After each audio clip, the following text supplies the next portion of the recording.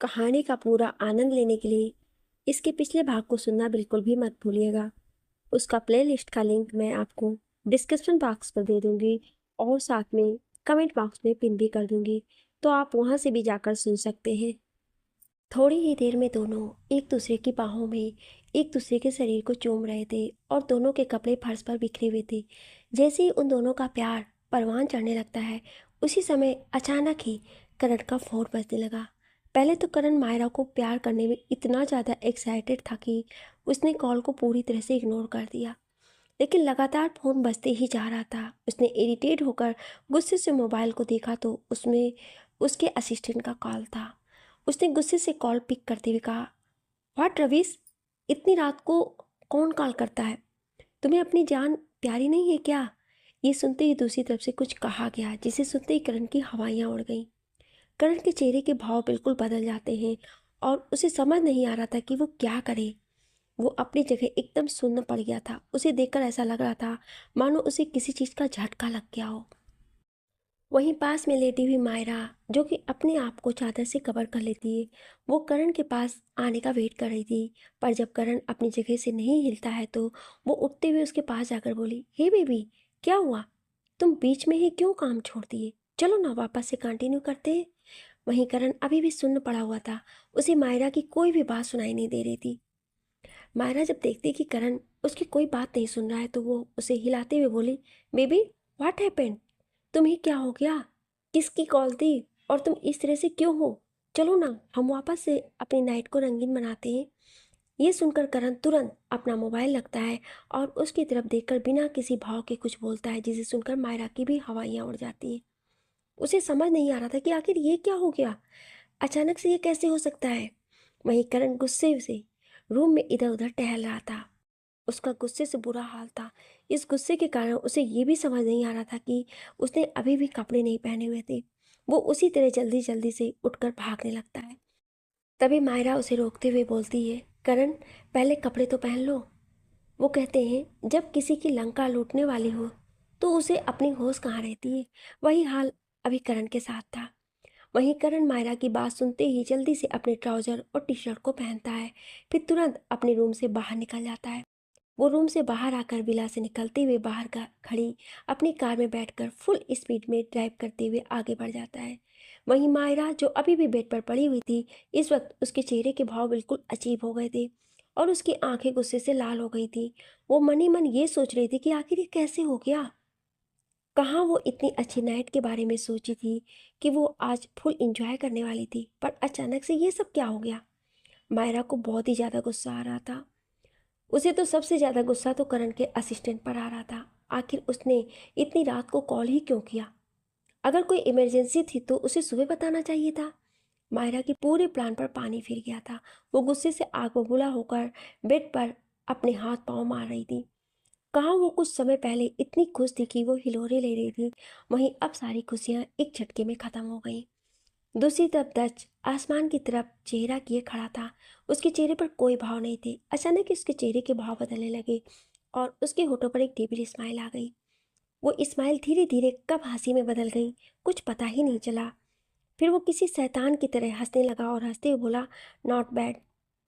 मुझे नहीं पता था कि मेरी एक छोटी सी हरकत तुम्हें इस तरह से परेशान कर देगी। वो मिस्टर करण, अभी तो ये शुरुआत है। ये कहकर वो तेज तेज हंसने लगता है। अचानक ही उसके चेहरे के भाव वापस से बदल जाते हैं। उसकी आंखें भी धीरे धीरे लाल होने लगती है। वो अपने हाथों की मुट्ठी बनाते हुए गुस्से में बोला, अभी तो ये शुरुआत है, आगे आगे देखो तुम्हारे साथ क्या क्या होता है। दर्श आगे कहता है, तुमने मेरी वाइफ की आंखों में आंसू दिया है। वो जो मेरे लिए मेरी सब कुछ है, उसको रुलाया तुम दोनों ने मिलकर। अब मैंने तुम दोनों को खून के आंसू नहीं रुलाया तो मेरा नाम दक्ष खन्ना नहीं। ये कहकर वो पॉकेट से सिगरेट निकालता है और उसे जलाकर लंबे लंबे कस लेने लगता है। काफ़ी देर तक आसमान की तरफ देखते हुए वो उसी तरह सिगरेट के कस लेता है और फिर वो वापस से अपने रूम में आया। तब वो देखता है कि आरोही अभी भी बड़ी ही आराम से सो रही थी। वो सोते हुए बहुत ही मासूम और प्यारी लग रही थी। दक्ष उसके पास जाकर धीरे से झुकता है और उसके माथे को चूमकर उसके बगल में लेट जाता है। फिर तुरंत उसके कमर में हाथ डाल उसे खुद के करीब खींच अपने बाहों में भर लेता है। उसके बाद उसके होठों पर एक लाइट किस कर अपनी आंखें बंद कर लेट जाता है। कुछ ही देर में वो नींद के आगोश में चला जाता है। यहाँ किसी के लिए ये रात बहुत खुशनुमा और सुकूनदायक थी, वहीं किसी के लिए दर्दनाक, जो नींद चैन सब उड़ा ले गया था। कहाँ दत्त आरोही को अपनी बाहों में लिए बड़ी ही सुकून भरी नींद ले रहा था और आरोही भी दत्त के बाहों में सुकून से सो रही थी। दूसरी तरफ करण और मायरा की नींद ही गायब हो गई थी। सुबह आरोही की नींद जल्दी खुल जाती है, पर वो देखती है कि उसके जल्दी उठने पर भी दत्त उससे पहले ही उठ गया है। दत्त बेड पर नहीं रहता है, तो वो ये देखकर मुस्कुराते हुए खुद से ही गुड मॉर्निंग विश करती है और अंगड़ाइयाँ लेने लगती है। अंगड़ाइयाँ लेने के बाद वो बेड से उठती है और तुरंत वॉशरूम में चली जाती है। कुछ देर बाद वो वॉशरूम से बाहर आती है, तब तक दत्त भी रूम में आ गया होता है। वो जिम से एक्सरसाइज करके आया होता है और आरोही उसे कुछ देर तक देखती है, फिर अपनी नज़र फेर लेती है। दत्त आरोही को देखकर हल्का मुस्कुराते हुए उसकी तरफ झुकने लगता है, तो आरोही कहती है, ये आप पसीने से भीगे हुए हैं, आप जाइए, अभी आप में से बदबू आ रही है मुझे। आरोही की ये बात सुनते ही दत्त अपने बालों में हाथ फेरते हुए इस स्टाइल में बोलता है, ये वाइफ ही, मुझे नहीं पता था तुम मुझे ऐसे बोलोगी। तुम्हें पता है मुझे इस तरीके से देखने के लिए लड़कियां मरती हैं, पर दर्ज करना इस तरीके से किसी के भी हाथ नहीं आता। तुम तो खुश नसीब हो कि तुम्हें मैं मिला हूँ, वरना मेरी एक झलक पाने के लिए लोग तरसते हैं, और लड़कियाँ मुझे इस तरीके से 8 पैक एप्स में देख ले तो वो पूरी पागल हुई हो जाएंगी। कितनी तो मरने के लिए तैयार रहती हैं, मैं अगर एक इशारा करूं तो मेरे साथ कुछ भी करने को तैयार हो जाएंगी। वहीं आरोही उसकी सारी बातें सुन रही थी और गुस्से से उसे धक्का देकर बोली, अच्छा ये बात है, तो जाइए उन्हीं लड़कियों के पास, मेरे पास क्यों टाइम वेस्ट कर रहे हैं। ये कहकर आरोही मुंह फुलाते हुए वहां से चली जाती है। वहीं दक्ष मुस्कुराकर बोला, उफ वाइफी, तुम्हारी ये नखरे देखकर ऐसा लगता है कि एक दिन मेरी जान ही लेकर मानोगी, हाय। ये कहते हुए दत्त अपने सीने पर हाथ फेरते हुए वॉशरूम में चला जाता है। आधे घंटे बाद सभी डाइनिंग टेबल पर बैठे हुए थे। आज दत्त की फैमिली को वापस अपने पैलेस जाना था और वो अपने साथ आरोही को भी ले जाने वाले थे। डाइनिंग टेबल पर बैठकर सभी ब्रेकफास्ट कर रहे थे, तभी दादाजी के कहने पर टीवी ऑन कर दिया जाता है। वहीं डाइनिंग टेबल के सामने ही बड़ी सी एलईडी लगी हुई थी। एलईडी ऑन करते ही उस पर न्यूज़ देने लगता है। जैसे जैसे ही सभी उस न्यूज़ को देखते हैं तो सभी के चेहरे भाव बदल जाते हैं। आरोही की आंखें तो हैरानी से बड़ी हो गई थी। उसे तो विश्वास ही नहीं हो रहा था कि वो जो देख रही है वो सब सच है या फिर उसका कोई वहम है। वहीं सामने एलईडी पर चल रहे ब्रेकिंग न्यूज़ को देखकर सभी की आंखें हैरानी से बड़ी हो गई। वहीं आरोही को तो अपनी आंखों पर विश्वास ही नहीं हो रहा था। वो बार बार अपनी बड़ी बड़ी पलकों को झपकाकर आ रहे न्यूज़ को देख रही थी।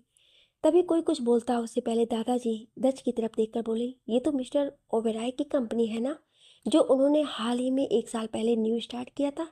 ये कंपनी तो काफ़ी अच्छी चल रही थी, अचानक से ये क्या हो गया। इस कंपनी में इतना बड़ा धमाका और कंपनी का इतना बुरा हाल कैसे हो गया।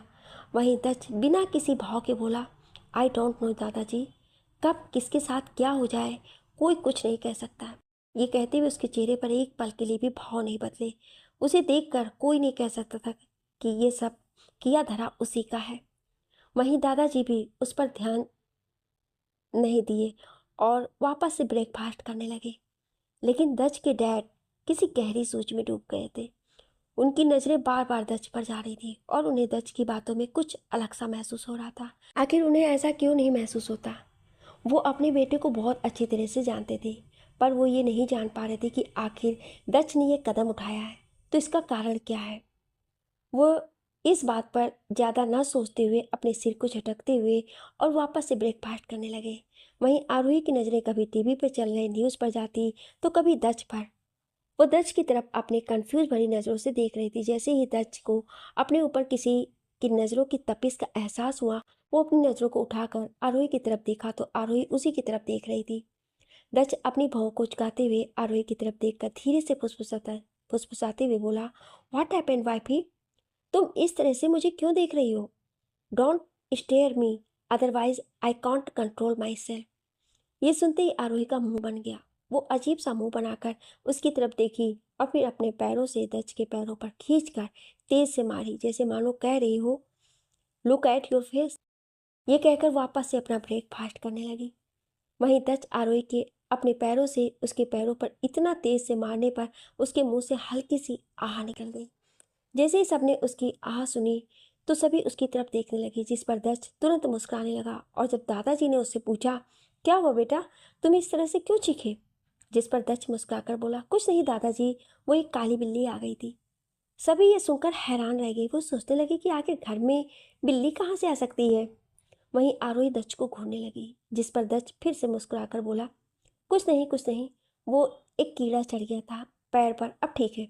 दत्त के ऐसा बोलने पर आरोही उसे और ज्यादा घूर कर देखने लगी, जिस पर दत्त अपनी होठों पर तिरछी मुस्कान लिए वापस से ब्रेकफास्ट करने लगा।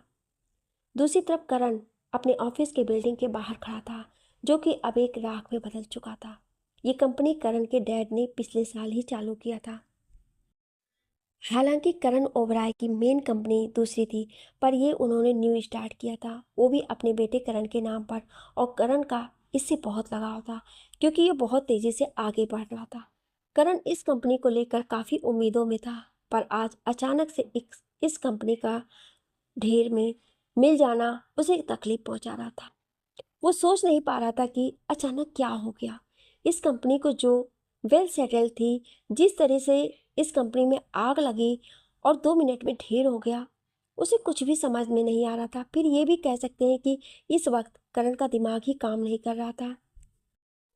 वहीं उसके साथ खड़ा उसका असिस्टेंट करण के पास आकर बोला, सर, हमने इन्वेस्टिगेशन कर लिया है, जिससे ये पता चला है कि किसी वर्कर की लापरवाही के कारण ही ऐसा हुआ है।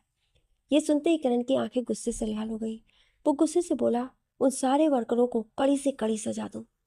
जिस पर उसका असिस्टेंट तुरंत बोला, सॉरी सर, आधे से ज़्यादा वर्कर इस कंपनी की आग में जलकर मर गए हैं और हमें उनका अब हर्जाना भी भरना होगा। ये सुनते ही करण का गुस्सा 7वें आसमान पर पहुंच गया।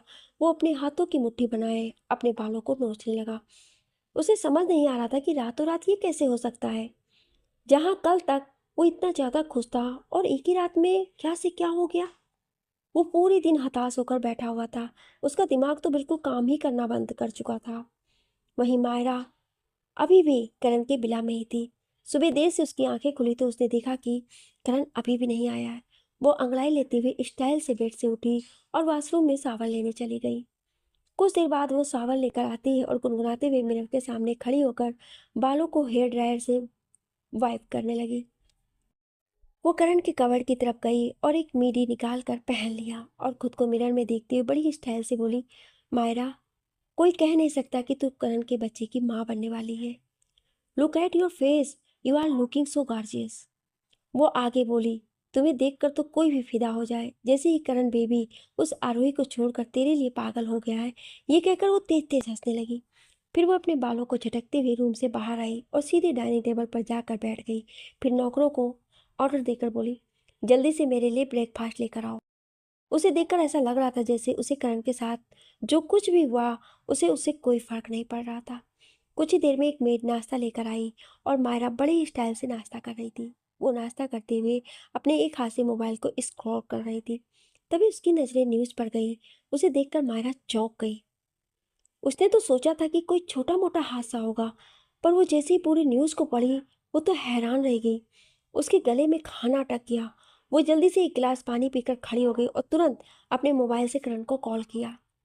कई बार कॉल करने के बाद भी दूसरी तरफ से कॉल पिक नहीं हुआ, जिससे मायरा गुस्से से तमतमा गई।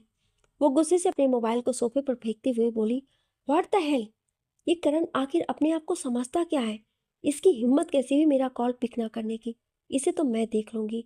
ये कहकर वो अपने पैर पटकते हुए बिला से बाहर आ गई और तुरंत वहां से कार लेकर निकल गई।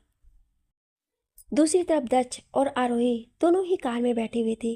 दक्ष ने दादाजी को आरोही को अपने साथ ले जाने से मना कर दिया था कि अभी वो दोनों अपने अपने ऑफिस में बिजी हैं, पर जल्द ही फ्री होकर वो दोनों साथ में पहले से आएंगे।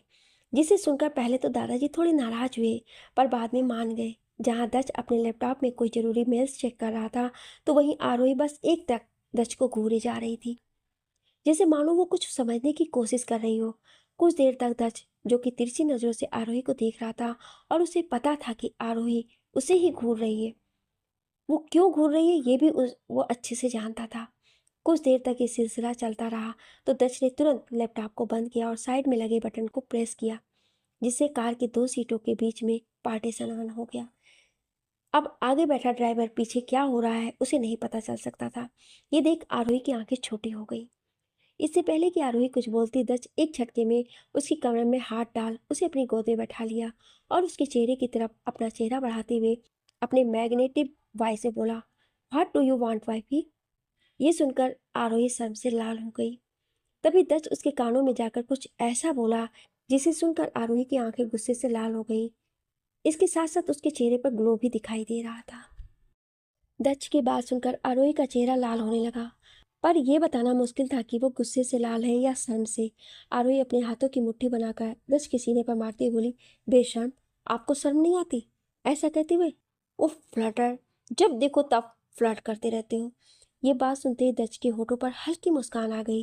वो उसी तरह आरोही के चेहरे की तरफ मुस्कुराते हुए अपनी एक आंख विंक कर दी और बिना वक्त गंवाए उसके होठों पर अपने होठ रख अपने होठों के बीच दबाने लगा।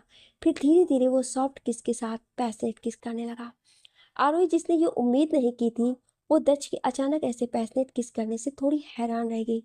वहीं उसकी आंखें हैरानी से बड़ी हो गईं। जल्द ही वो भी उस किस में उसका साथ देने लगी। उसके हाथ कब दच के बालों में घूमने लगे उसे पता ही नहीं चला। जहां दच आरोही की कमर में अपना एक हाथ डाल उसे सहलाया जा रहा था और दूसरे हाथ से उसके चेहरे को पकड़ा हुआ था, वहीं आरोही का एक हाथ दच के पीठ पर और दूसरे उसके बालों में घूम रहे थे। दोनों ही एक दूसरे को शिद्दत से चूम रहे थे। उस कार में दोनों के प्यार की खुशबू चारों तरफ फैल गई थी। ऐसा लग रहा था मानो दोनों दुनिया से बेखबर होकर एक दूसरे में खो गए हों। एक दूसरे में वो इतने खोए हुए थे कि उन दोनों को ये भी खबर नहीं था कि वो दोनों इस समय अपने घर पर नहीं, कार में है। उन दोनों को ये किस काफी देर तक चलता रहा। किस करते हुए जब आरोही को सांस लेने में प्रॉब्लम होने लगी, तब दच को ना चाहते हुए भी आरोही के होठों को छोड़ना पड़ा। उसने धीरे से आरोही के होठों को छोड़कर उसे अपने सीने से लगा लिया। आरोही भी दच के सीने से लगकर गहरी गहरी सांसें लेकर खुद की सांसों को कंट्रोल करने लगी। आरोही का पूरा चेहरा शर्म से लाल हो गया था और उसने अपनी आंखों को बंद किए दच के सीने पर अपने सिर को रखकर दच की धड़कनों को सुनने की कोशिश कर रही थी, जो कि अभी बहुत ही रफ्तार के साथ चल रही थी।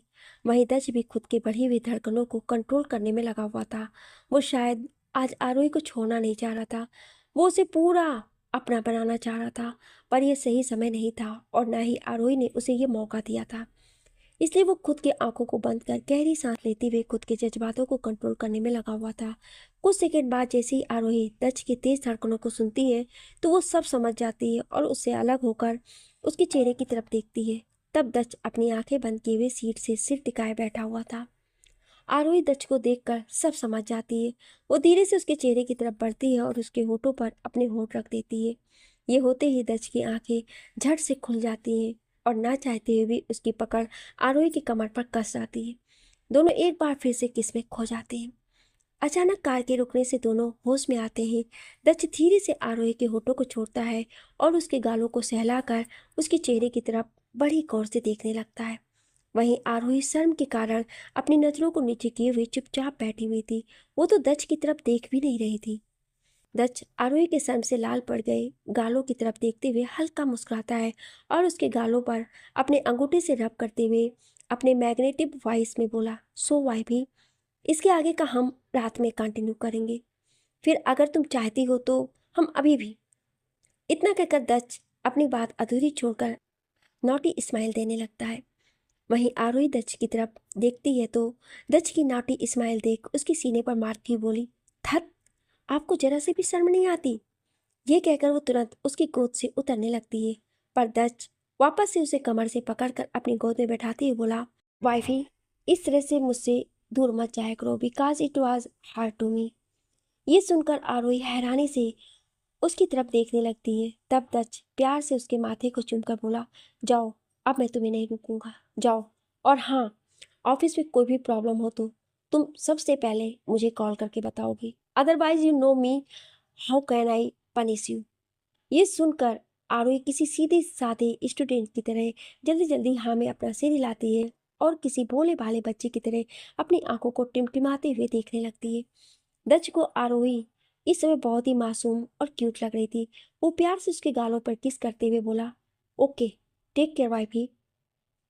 आरोही झट से दच के छोड़ते ही जल्दी से उसके गोद से निकलती है और तुरंत अपने बालों को ठीक करते हुए कार से बाहर आ जाती है।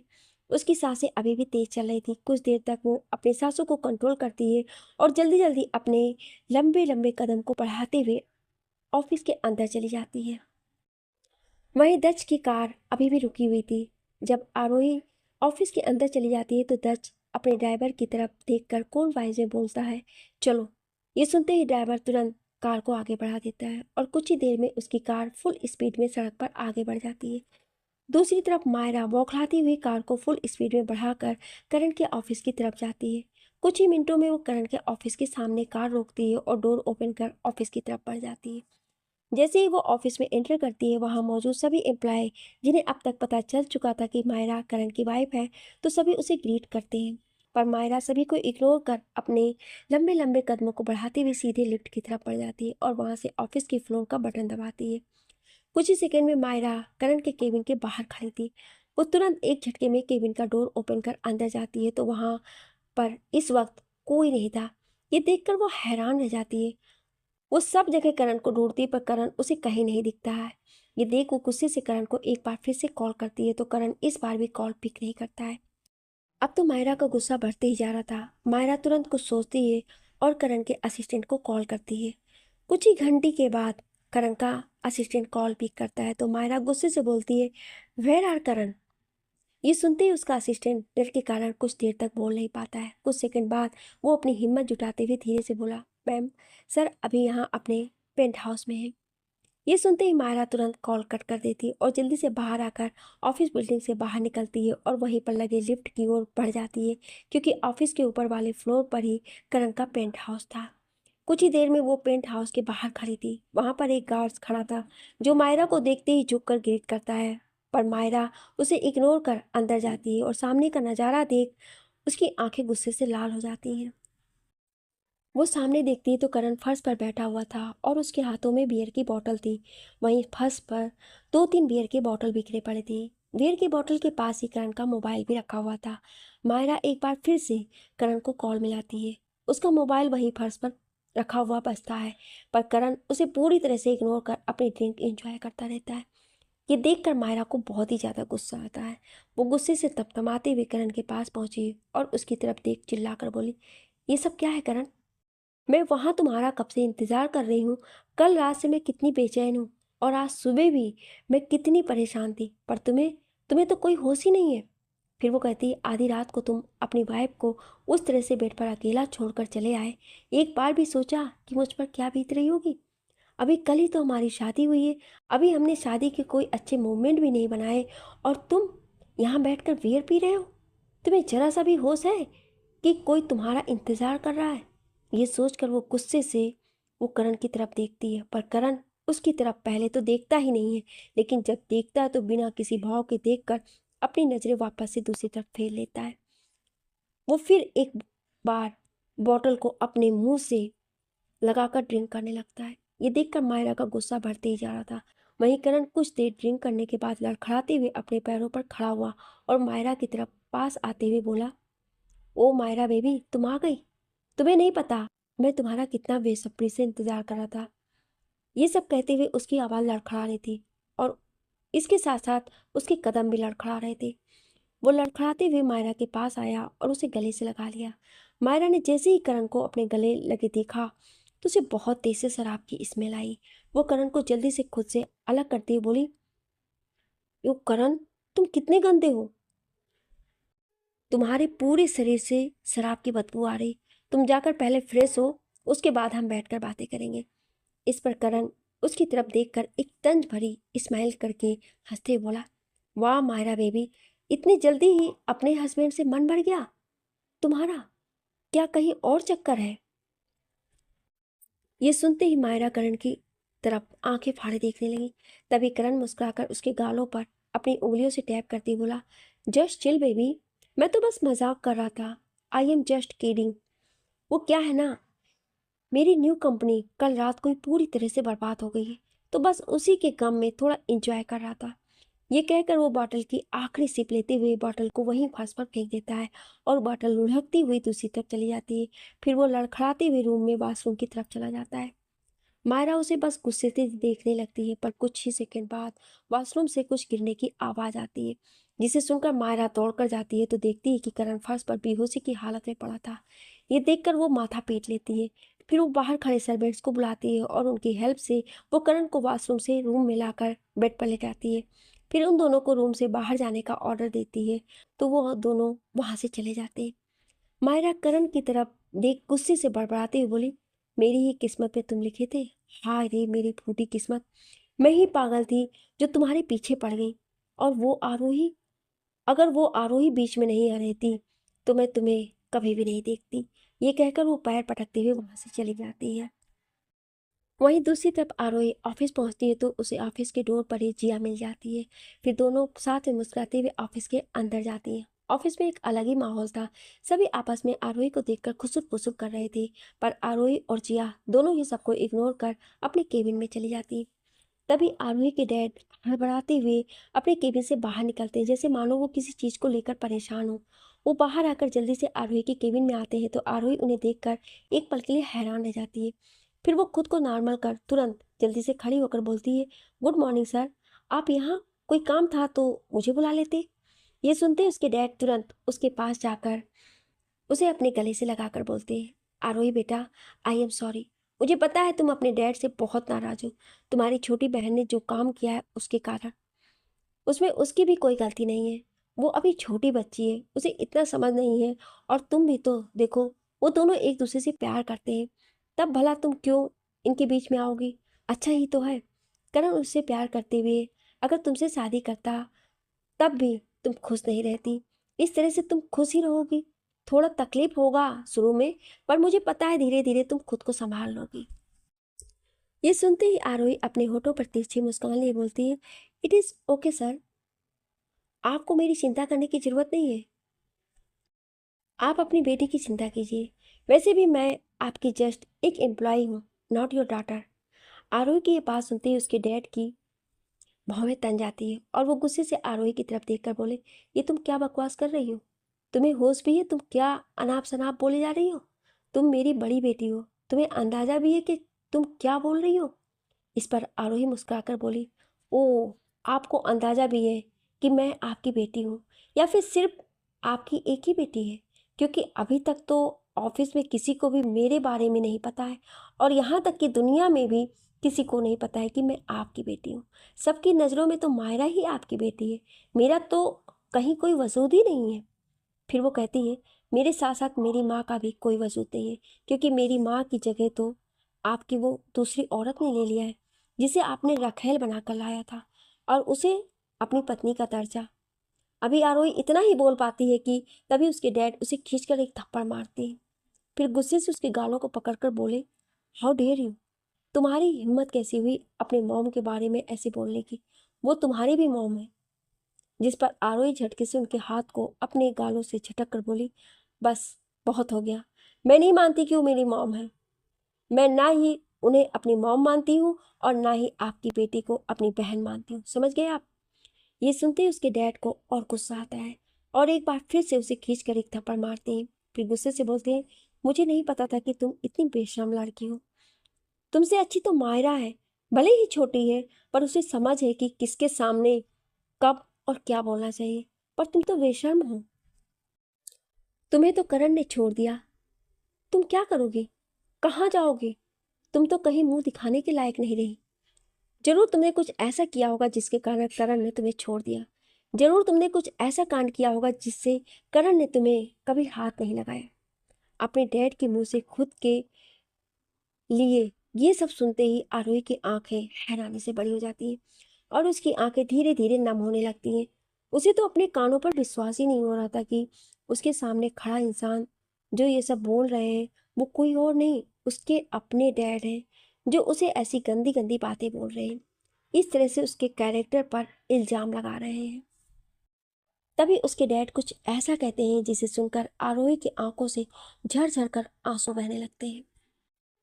आरोही के डैड मिस्टर शर्मा आरोही की तरफ देखकर गुस्से से चिल्लाकर बोले, तुम भी बिल्कुल अपनी कैरेक्टरलेस माँ की तरह हो।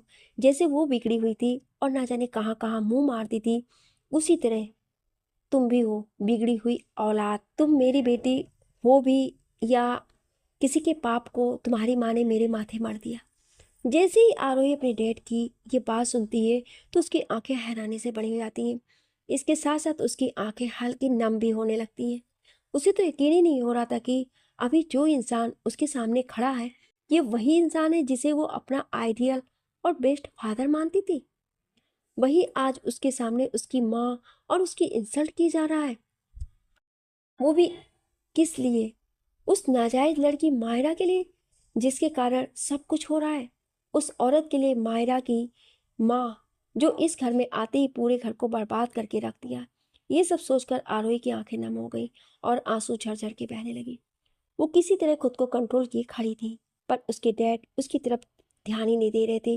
वो गुस्से से भला बुरा आरोही को बस बोले ही जा रहे थे। फिर आरोही से जब बर्दाश्त नहीं हुआ तो वो टेबल पर तेज से हाथ मारती बोली, just shut up, I said just shut up. जैसे ही आरोही के मुंह से उसके डैड के लिए ये शब्द सुनते हैं तो हैरानी से उसकी तरफ देखने लगते हैं, क्योंकि उसकी आंखें इस वक्त लाल हो गई थी और होंठ कांप रहे थे।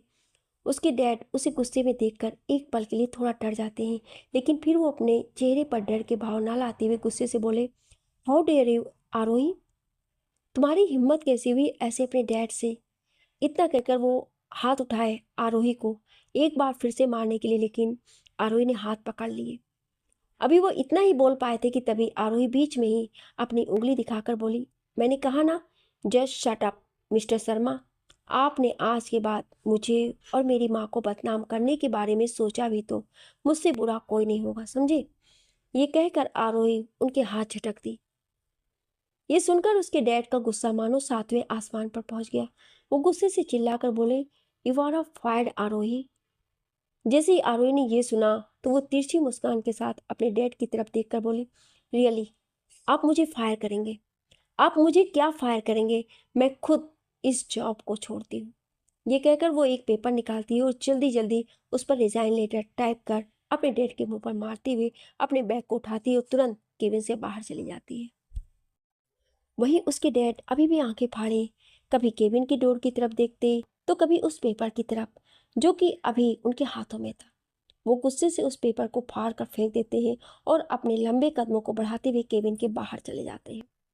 उसके डैड गुस्से से खुद में ही बड़बड़ाते हुए बोले, you will pay for this Aarohi, you don't know how much I cruel for you, just wait and watch. मैं क्या करता हूँ तुम्हारे साथ? ये कहकर वो अपने केबिन की तरफ चले जाए। वहीं आरोही तेजी से ऑफिस के बाहर निकलती है और रोड की तरफ चलने लगती है। उसे तो जैसे किसी चीज का मानो होश ही नहीं था। उसकी आंखों से आंसू लगातार गिरते जा रहे थे और उसके कानों में अभी भी उसके डैड की कही हुई बात पूछ रही थी कि कैसे वो उसकी माँ और उसकी कैरेक्टर लेस को बोल रहे थे। उसे ना जाने क्या क्या कहे जा रहे थे।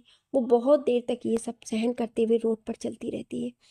अचानक ही वो एक सुनसान रास्ते पर पहुंचती है और अपने दोनों कानों को बंद करती हुए बोली, no, just stop, I can't hear. ये कहकर अपने कानों को दोनों हाथों से दबाकर वहीं रोड के एक किनारे पर बैठ जाती है और फूट फूट कर रोने लगती है। तभी अचानक एक साथ कई गाड़ियां वहां आकर रुकती है। आरोही, जिसे बिल्कुल भी होश नहीं था कि वो कहाँ है, वो बेसुध होकर रोड के किनारे पर ही बैठी रोए जा रही थी।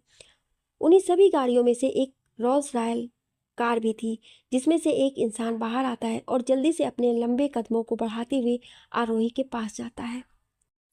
फिर तुरंत उसे अपनी गोद में उठा लेता है। आरोही, जिसे कोई होश नहीं था, जैसे उसे किसी के टच का एहसास होता है, वो तुरंत उस इंसान की तरफ देखती, वो एकदम से हैरान रह जाती है, क्योंकि उसके सामने खड़ा इंसान कोई और नहीं, उसका हस्बैंड दक्ष खन्ना था।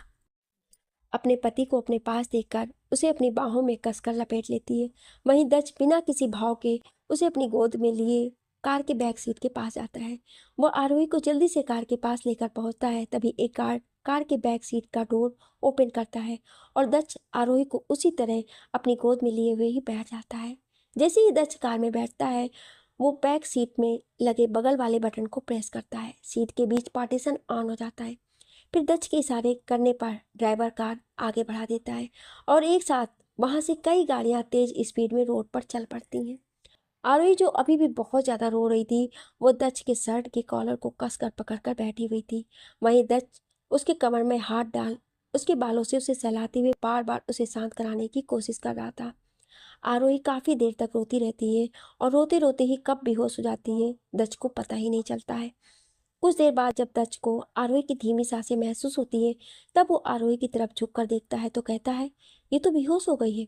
वो जल्दी से अपने पैंट के पॉकेट से मोबाइल निकालता है और तुरंत अपने असिस्टेंट को कॉल कर कोल्ड वॉइस में बोला, get ready for doctor, it's emergency. ये कहकर वो तुरंत कॉल कट कर देता है। फिर आरोही को कसकर अपनी बाहों में जकड़ लेता है। इस वक्त उसकी आंखें सुर्ख लाल हो गई थी। उसके गुस्से का कारण कार का टेम्परेचर भी गिरने लगा था। इस वक्त वो बहुत भयानक लग रहा था, जैसे मानो राक्षस हो, और अगर कोई उसके सामने आ गया तो उसे तुरंत मौत के घाट उतार देगा। दच के दिमाग में बहुत कुछ चल रहा था। आखिर दच क्या करने वाला था, भगवान ही जाने। उम्मीद करती हूँ कि कहानी आप लोगों को अच्छी लगी होगी, तो लाइक और कमेंट करना बिल्कुल भी मत भूलिएगा, और चैनल पर नए हैं तो सब्सक्राइब जरूर करें। Thank you.